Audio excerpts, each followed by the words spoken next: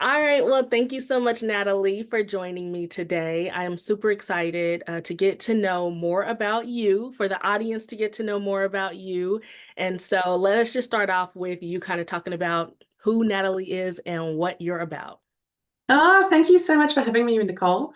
Yes, so I am the founder of an organization called You Are Seen. I'm a specialist parents coach and I help and support mothers of newly diagnosed autistic children to overcome the overwhelm and the stress that comes with the diagnosis. Oh, awesome. So Yeah. how did you are seeing like come about? Like, where did that start? How did that come into fruition? Yeah, great question. So probably about 8 years ago, my beautiful little boy, he was just shy of 2 years old. We'd gone to the maternal health nurse, which over here in Australia, as you can hear from my accent, is a nurse that basically looks at the child to see if they're hitting all those milestones that you would typically expect a child to hit at the ages that they're becoming. And she noticed some, things going on. She noticed some changes, and I was oblivious because I didn't know what autism was. And so I was heavily pregnant with my daughter, and we'd gone for his 18-month visit, and she was saying to me, "No, I just want you to go see the pediatrician." And I had no idea. Like, I was like, "Okay, sure, let's go." And it takes some time to get into the pediatrician. So by this time, he's closer to 2 years old. And I'm sitting in the waiting room. I've now got my 6-week-old daughter, my mum, and my beautiful boy, and myself. And when I'm sitting in the waiting room and I'm thinking to myself, am I going to walk through those doors and my life is going to change? Mm. And it was almost like someone was whispering, trying to prepare me for what was about to come. And so we walked through those doors, and the pediatrician did all of her respective tests. And she, tried to engage with him. And of course, if your readers or your listeners know anything about autism, that eye contact just isn't there. That willingness to participate with play isn't there. And so, we sat down and she looked at me dead square in the eye and she said, "I'm sorry, your son has autism. Good luck getting him out of that world. Good luck. That Good is luck." that was her words. Good luck.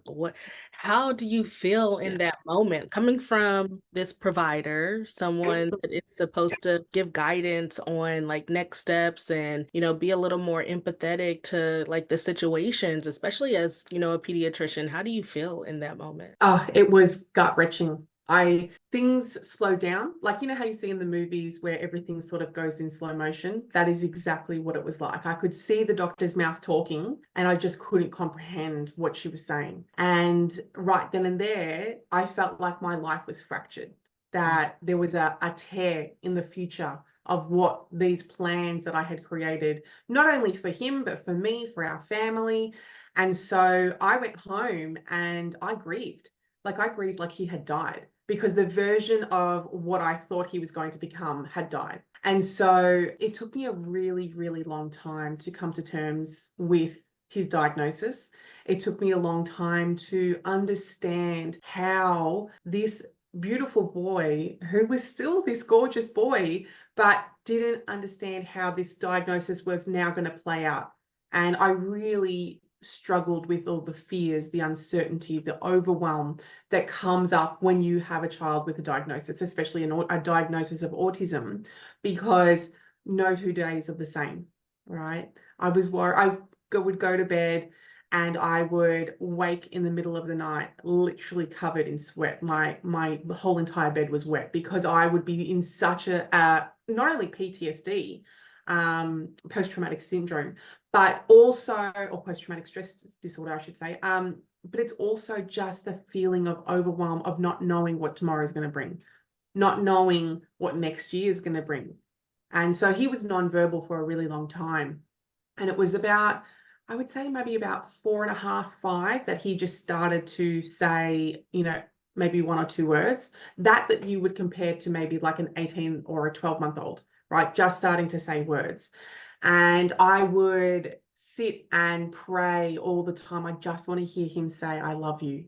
I just want to hear those words, because it was so hard going out into the community and hearing other mums talk about how their children were saying the funniest stories or saying the things that you would expect a child to say. And my heart would just die just a little bit more because I wasn't receiving that. I wasn't hearing him talk. I wasn't hearing him make those words.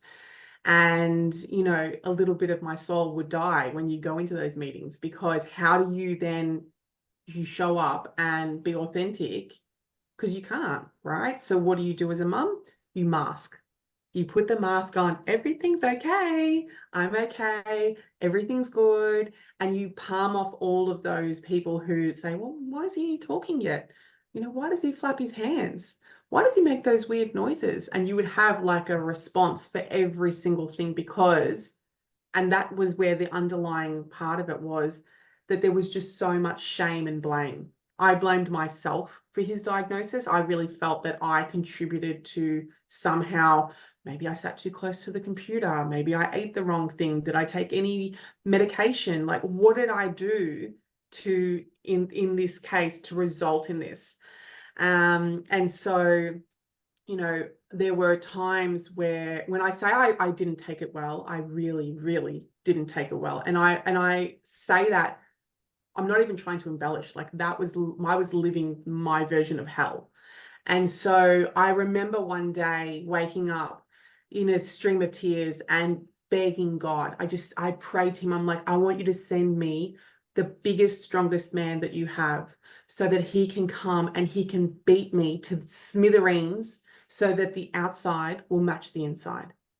Because that's how much pain it was. Wow. Yeah. Wow. Mm. So how old is your son now? He just turned 9 in December. Oh, So yeah, we've definitely made lots of leaps and bounds from that point in time. Now he has a whole host of sentences and he can get his needs met. And, you know, there's still different challenges and different things that we need to address. But, you know, all in all, he's doing really well. yeah. And that's one, you know, I know a lot of mums in my circle will say that that's a credit to you, as in to me. But you know, I think it's a combination of things. I think it's me. I think it's therapy. I think it's God. I think it's prayer. I think it's food. I think there's so many aspects of it that contribute to the person that you see in front of you. Yeah. And you talked Mm. about a lot of the feelings that you had once, you received this diagnosis for your son. Um, and I can't imagine that that's not common, with Mm. women, you know, when they receive that news, it's a paralyzing kind of, thought process to go through. And then with your case, not really given that guidance on what to do and how to kind of move through this process. So how did you find that space where, or did you find spaces where you kind of went with other mothers who are also dealing with a similar issue? What was that process for you? Yeah. Oh gosh. It was so full, like I mentioned, of shame and blame. So I never wanted to be out in public in an autism arena, because I thought, like, gosh, what if someone finds out that I'm here? Then they'll know. I was always constantly worried that I was going to be found out at some point, that, you know, he was going to know, they were going to know that he was, you know, autistic. And so I was constantly, you know, imagine 4 or 5 years of being in huge amounts of fight or flight and not being able to switch it off. That's essentially what it was, because you were constantly worried that someone was going to figure it out. And so I didn't go to support groups. I tried to find some, and I don't know what it's like over in the States. But here I just found that there was not a lot of support groups, especially for women, right? I did go to one or two here or there, but to be honest, Nicole, they were so confronting. And because I hadn't dealt with my own fears, my own concerns, I just panicked and left, right? I couldn't even stay in that space because there were children who were older. And so I was looking at my son going, well, is that what's going to happen? Like, where are we going to be at in 2 or 3 years? And so I just used to catastrophize so much about a situation. Had I just, you know, relaxed a bit and sort of took my foot off the gas of the stress pedal and just said, okay, let's just take one step at a time, Like the future is the future, right? You can't do anything about the future. You can't control what's going on, but you can control what's going on right now. You can figure out what you can do in the present that's going to impact the future. But you can't do it if you're going to be constantly stressed out, freaked out, overwhelmed, uncertain, not sure what your next step is. And so it's a hard place to be. And that's why I think it's so important for what I do is that, trying to help women understand that this isn't a place to be ashamed, that this is a place that where you can say a comment and no mother's going to turn around and go, oh, that's a bit weird. Like no one's going to say that. They're going to turn around and say, yep, my kid does that too, right?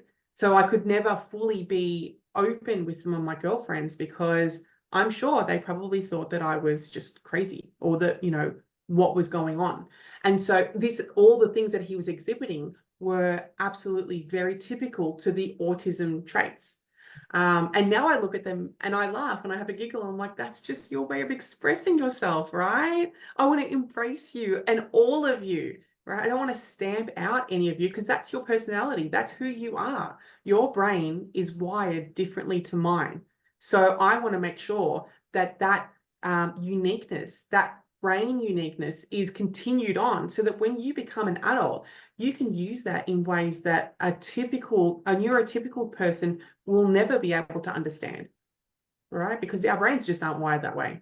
But going back to your point, yes, I think I didn't find many support groups. And I think you really need to go through that healing journey and understand all of your fears, your worries, your concerns before you can even get to the point where you are having play dates with other autistic children, because it's just going to be a massive trigger. From going through that entire process, learning those feelings that you had to feel throughout that process, and then moving along through that, how did you find this space of business to be able to bring all of that together and work with other moms that are also dealing with this? Yeah. So, when I was going through it, I made a pact with God and I said, listen, if you can hear me, I said, if you can just help me get through some of this grief and get through some of this overwhelm and some of this stress, and if you can help me get him to talk, I will make it my mission to help other women through this. Like, I will not rest until this is done, and I think that is such a powerful why. And I think that so many of your listeners have powerful whys as to why they're doing the things that they're doing. And, I made this contract with him and I was like, this is going to happen. I will figure it out. And, maybe sometimes I don't always know what the next step is, and trying to juggle special needs and homeschool and work. But I'm determined to get there, right? And I think that when you have that why, when you have that ability to understand why you're doing those things, you can push through things that you never thought were possible. It's very much like, I'm not sure if you've heard the analogy or the experience of having the mum who has the child trapped underneath the car and the water is coming up and the child may drown. And so the mother possesses some sort of, insanely and huge amounts of strength to lift the car up. Don't underestimate a mother, Yeah. especially a mother who's of a special needs child, because we have seen resilience in ways that is unheard of. Every day we fall over and every day we dust off our knees and we get back up again. So, if I had to say, my resilience muscle is through the roof. I have been training for this for a really long time because I know what it's like to fall over and get back up. And it's heartbreaking, right? It's so hard when you just want to scream and yell and shout and kick and think, why me? Why him? Why our family? Why not? Why Yeah. not him? Why not me? Why not our family? What if I said that you were going to, do this and, do this company, and such big things would come from it, the impact to help other women through this. Because I know over in the States at the moment, the current stats for autism are 1 in 30. 1 in 30. That's like one child per classroom, essentially. And over here, the last known study was done in 2018, which was quite a long time ago, and that was 1 in 70. So it's just getting more prevalent, and we need to have these support services, these ability for someone who has gone through lived experience to know what tools, tips, and strategies are going to work, not only for the mother, but sometimes for the child as well. I'm very passionate about it. Absolutely. And I love that you mentioned like having that why to help you move forward. And then also being able to just sit in the moment, not thinking so much of the future, because that will cause a lot of anxiety when you don't Mhm. really know what's ahead. You're really Yeah. afraid of the unknown. And you Mm. can think about that. Well, why did this happen to us? Like you said, why not you? If Mhm. Mhm. not you, then who? We Mhm. all have our destinies and things that we have to go throughout this journey. So yeah, I really, really love that you brought that up because it's all about like, in life in general, how can we move forward from where we are now and then just sitting there and deciding today that this is what I'm going to do right now. This is how I'm going to get support. This is what I'm going to do. So talk about how that looks when you do reach out for like to you in this space for moms who have children with autism. What are some tools and tips and kind of strategies that you can share? Yeah, definitely such a good question. So fear will play a really big role, the fear of the unknown, right? And I think that that's one of the things that catches a lot of women, more so women than men, right? I think that men, maybe because women, we tend to think a lot more. We're constantly in our heads ruminating about what needs to happen next. And so with women, I actually created an acronym that that I use, sorry, with my clients. And so, if you don't mind me sharing, it's called SING. So it stands for, so S is stop what you're doing, I is inhale, N is taking a moment, notice what the thoughts that are coming up in your mind, and G is gain clarity. Are those thoughts true, or are they true only for you? So what I mean by that is, are you catastrophizing with this particular topic that you're thinking about? Is this something that you're pulling out of context? Because I could sit here and say my child's never going to talk, never, right? That was a fear, that was a belief. My child's never going to talk. Well, how do I know? I don't have a crystal ball in my hands. I'm not God. So how do I know? Yeah. I had to catch that thought all the time. I had to constantly readdress. And it was only until I went through a lot of coaching that I was able to come up with that strategy, right? To be able to understand, recognize, and have awareness of those thoughts so that you can understand, I'm going down the rabbit hole. Before I had the coaching, Nicole, what would happen is I would think about something, and the next minute I'd be on the phone crying my eyes out to my mom. And I said to her, it's like I fall into a rabbit hole, and I'm so far down that I don't even know how to get out. And she said, well, can't you see the rabbit hole beforehand? And I said, by the time I notice that I'm in the rabbit hole, I'm already halfway down. Like I couldn't even see the rabbit hole because it would just happen so quickly. And so that's where that awareness comes in. That's where that ability to recognize your environment, your thoughts, your feelings, right? Because they're all interlinked, right? You're thinking something, it's going to change your body, right? And so when it changes your body, essentially what's going to happen is cortisol is going to go up, your obviously, which is your stress hormone. Your anxiety is going to go up. Like all of these changes, your blood pressure goes up, your heart rate goes up.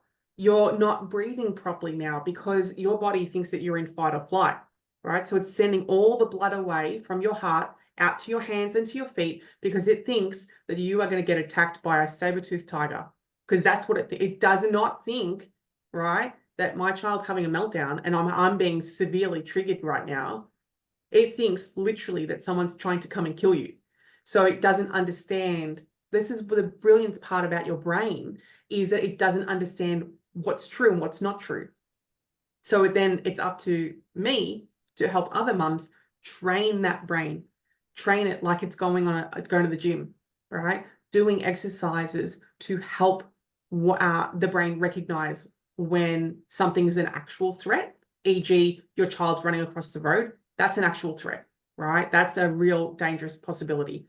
But you having a coffee and thinking about how Jenny in the park looked at your son and made this weird face, she probably wasn't even looking at him. She was probably thinking about something else that had happened to her, and she was reminiscing what was going on. But we're so quick to judge. We're so quick to, take things on where they don't need to be. So it's definitely, it's a fine art. It takes time. So yeah. Yeah, and I can appreciate that, because that like works in a lot of situations, right? Like just Mhm. having that awareness, catching that thought, and then what's true and what's not true about this thought that I have. So that's Mhm. that's super helpful, especially with, a lot of people who do carry a lot of anxiety and are just kind of ruminate those thoughts around in their head that are negative. To be able to catch that, find that awareness, catch it, and then change the thought pattern. That's really, really great advice for sure. Definitely, because we're taught from a young age, right? We tend to take it on all the time. I see young girls, very young girls, going home to mum and just being so upset that Bobby said something and Shirley said something and someone else said something, and then just not being able to process that information. But if we teach these young people what that looks like, then hopefully as an adult, we can get much, much better at catching the thoughts, like you said, and not being able to really dwell on that.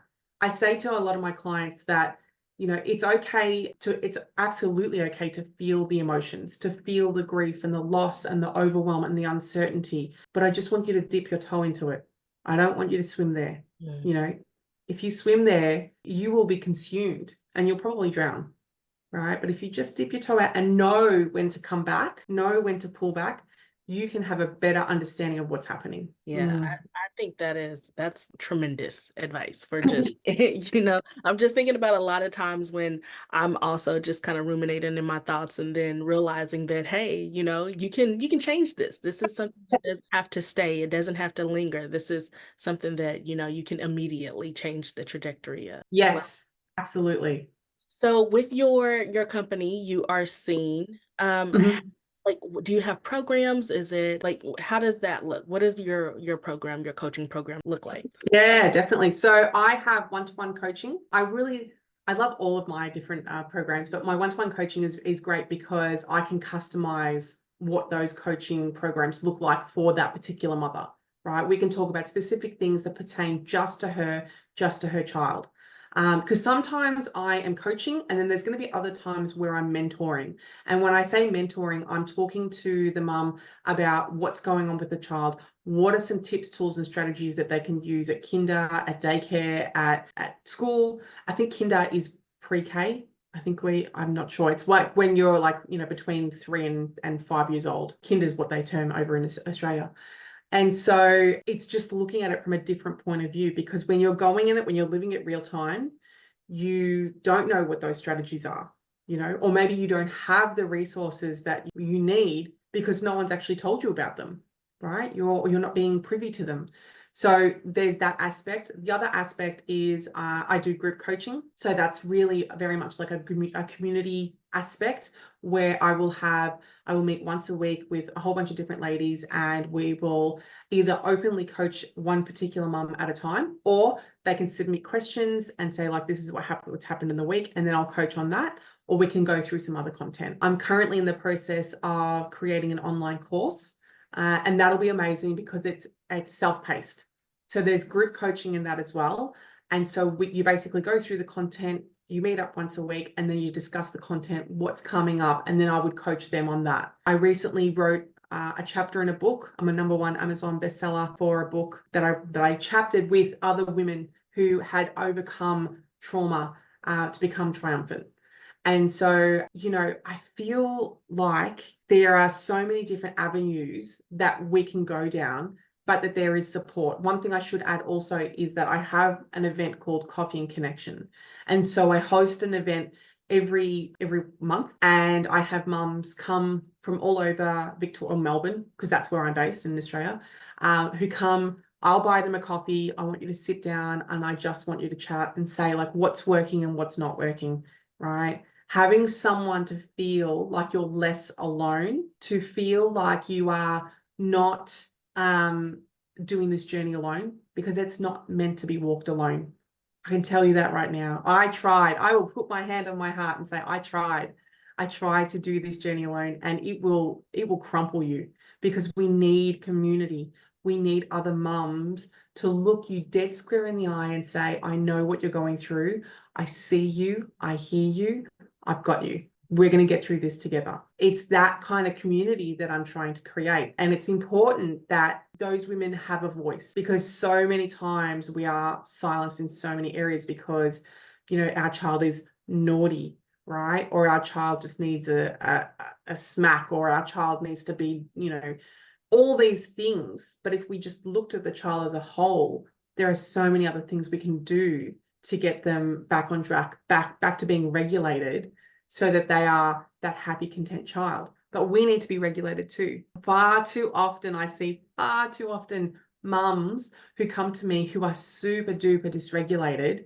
And when I say dysregulated, I just mean that they're not focused, that their emotions are all over the place. They're feeling really anxious. They're not breathing properly. They're not sleeping well. Like all of that encompasses dysregulation. And so when they're dysregulated, autistic children are so intuitive. They are the most intuitive people I've ever seen. And so they'll pick up on that. So it's really important that I would actually say it's more important to get mum right before we even start working on the child.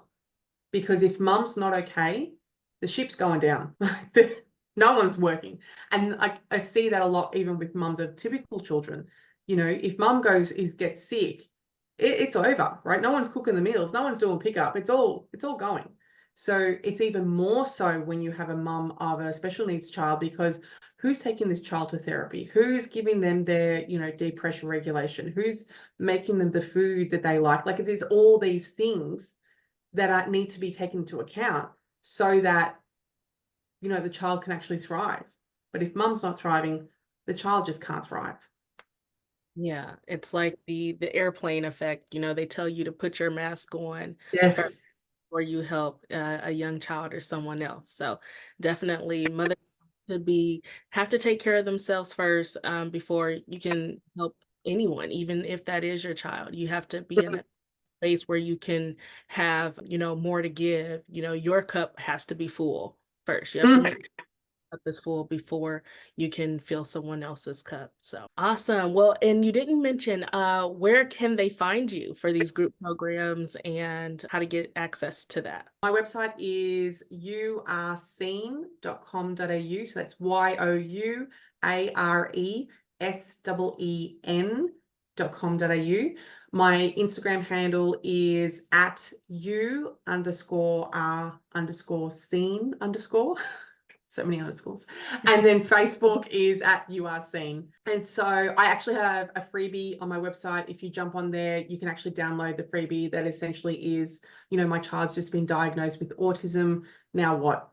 Right. And it just goes through some of the emotions that we feel as mothers. And so I've actually included a graph. You know, they often talk about the 5 stages of grief. Well, I can tell you those 5 stages, not quite the same. Right. So like, you know, it really details for someone who didn't take it very well, because there are definitely going to be parents out there. I should really say this, Nicole, that there are going to be parents out there that will know something is up. And so when they go to the pediatrician, they're like, oh, finally, thank goodness that I've got this diagnosis. Now I know where to go and which direction to head in. And for those parents, amazing. But a majority of parents, I will say a majority of mums, don't go that way, especially if they don't have a teaching background or have any awareness of autism. And so when it catches you off left field, it really makes you question your identity. It makes you question who you are. Who am I for me? Who am I for my husband, for my children? So I think that it takes on a life of its own. And if we can just help these mums, like I said, they'll help their children so much more, because you as a mum, and I say this, and I know you know your child better than any pediatrician, any doctor, any speech pathologist, any occupational therapist, I don't care who they are. You see them day in and day out. You are like the master filer of every single thing that they do, right? You're taking it all in. Your subconscious is like, yep, yep, got it. Yep. So he's stimmed today. He went to bed late now. He's eaten this. This is why this has happened. So you're taking it all in. You know them better than anyone else. So I say to your listeners, never discredit your intuition. Never. It is definitely switched off when you get a diagnosis for your child, but I want to help you switch it back on, because if that intuition switched back on, the levels that you can help your child are incredible. But if you can't see what's going on, if you can't feel their energy, if you can't feel your own energy, you're going to be stuck and you won't be able to do anything. There's so much to it. I could talk to you for hours because I'm so passionate about it. I love it. I live and breathe it because I'm so passionate about helping mums. You know, I wish that I could scream it from the rooftops because I think that there's a real need for it. I mean, there definitely is. And I can appreciate your passion also, and just being able to let God lead you in that space for you to be able to be that sounding board for other mothers and be able to guide them along and through that process and journey that you've already been on, to come to that space of filling their cup. So really, really, really appreciate the work that you're doing. And I'm so happy that you were able to join the podcast today. Thank you so much for sharing your story, providing the listeners and myself with your journey, and also just being able to have that support, the support for other women and, mothers that are going through this issue, because also it's not just the moms that are kind of dealing with this, issue with children either. Like you said, there's educators and there's other family members who are not biological mothers that also need the support in this as well. Absolutely. Yeah, you took the words out of my mouth, 100%. Yeah. And dads, look, eventually I will get to a point where I'm going to be helping support dads as well. But I think my main focus, we know that mums are the primary caregivers, so which is why I wanted to focus on them. Awesome. Well, thank you so much, Natalie. I will link all the links that you spoke about today on this podcast down below so you guys can access that. And until next time, we will see you then.